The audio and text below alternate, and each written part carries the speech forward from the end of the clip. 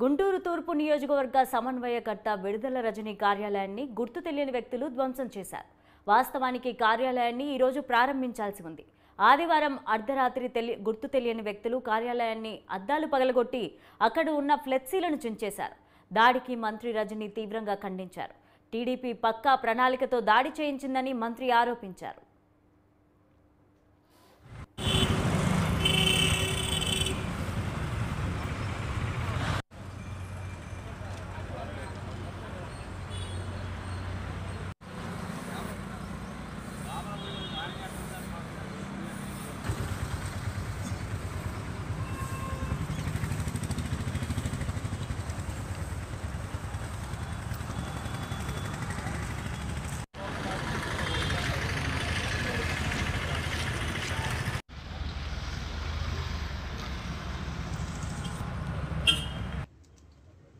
గుంటూరు ప్రజలందరూ కూడా విజ్ఞప్తి చేస్తూ ఉన్నారు.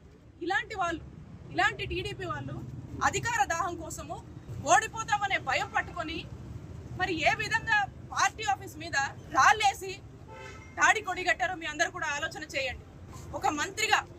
ఈరోజు ఒక మంత్రిగా నేను ఇక్కడ మా వైఎస్ఆర్ కాంగ్రెస్ పార్టీని మేము ప్రారంభించుకుంటా ఉంటే మరి మా మీదే దాడికి ఏ విధంగా కూడా ప్లాన్ చేసి ఒడిగట్టారో మీరు అందరూ కూడా చూడండి. మరి ఇలాంటి ప్రజలు అధికారంలోకి వస్తే ఏమవుతుందో ఒకసారి ఇక్కడ ఉన్నటువంటి సామాన్య ప్రజలు, గుంటూరు ప్రజలందరూ కూడా ఒకసారి ఆలోచన చేయవలసిందిగా కోరుతా ఉన్నారు. ఈరోజు వాళ్ళు దారి తీశారంటే ఖచ్చితంగా ఈ దాడి ద్వారా టీడీపీకి ఓటమి భయం పట్టుకుందని స్పష్టంగా అర్థమవుతా ఉంది. ఖచ్చితంగా దీని వెనకాల ఎవరున్నా కూడా వదిలిపెట్టము. ఇప్పటికే దీనికి సంబంధించి పోలీస్ ఆఫీసర్స్ అందరూ కూడా ఎవరున్నారు ఏంటి అనేది కొంతమందిని అదుపులోకి తీసుకొని వాళ్ళందరినీ కూడా మరి ఇంటరాగేట్ చేయడం జరుగుతూ ఉంది. మరి ఇంకా కూడా దీని వెనకాల ఎవరున్నా కూడా ఎట్టి పరిస్థితుల్లో వదిలిపట్టము. ఈరోజు యథావిధిగా పార్టీ ఆఫీస్ ప్రారంభం ఏదైతే ఉందో దీన్ని యథావిధిగా కూడా చేసుకుంటా ఉన్నాము.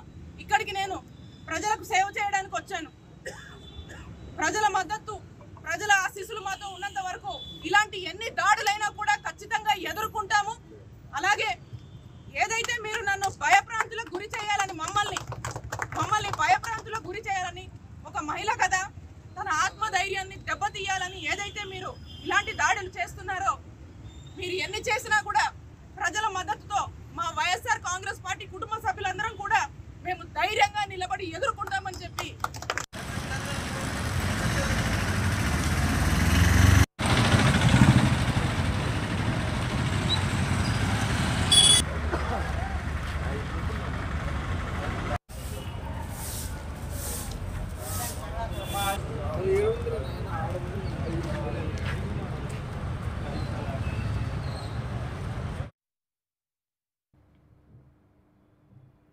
మంత్రి రజనీ కార్యాలయం మీద దాడికి సంబంధించి మరింత సమాచారం మా ప్రతినిధి సువర్ణరాజు అందిస్తారు. సువర్ణరాజు, చెప్పండి. లావణ్య, మంత్రి విడుదల రజనీ కార్యాలయము ఈరోజు గుంటూరు పశ్చిమ నియోజకవర్గంలో ప్రస్తుతం అయితే జరుగుతూ ఉంది.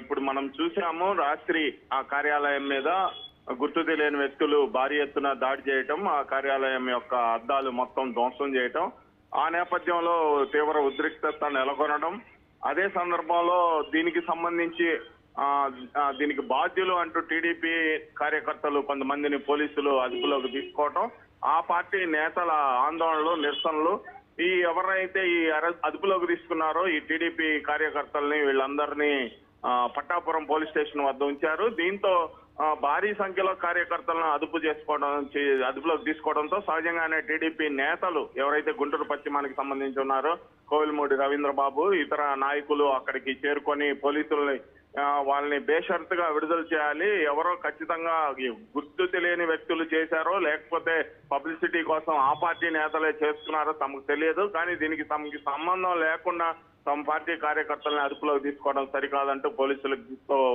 వాగ్వివాదానికి దిగిన పరిస్థితి. అయితే ప్రారంభోత్సవ కార్యక్రమం ఇంకా జరగాల్సి ఉండడంతో పోలీసులు వాళ్ళని విడుదల చేయడం సాధ్యపడలేదు. అంటే వాళ్ళు తమ సాంకేతిక కారణాలు చెప్తున్నారు. మరొక వైపు గుంటూరు పశ్చిమ నియోజకవర్గంలో మంత్రి విడుదల రజని యొక్క వైసీపీ పార్టీ కార్యాలయం ప్రారంభోత్సవ కార్యక్రమం ఇప్పుడు ప్రస్తుతం జరుగుతోంది. పోలీసుల్ని ఈ జరిగిన సంఘటన నేపథ్యంలో భారీ ఎత్తున మోహరించారు. ప్రస్తుతం అయితే అక్కడ పరిస్థితి పూర్తిగా అదుపులోనే ఉంది.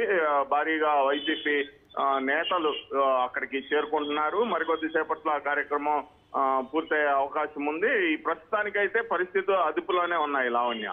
Right, thank you Suvarnaraju.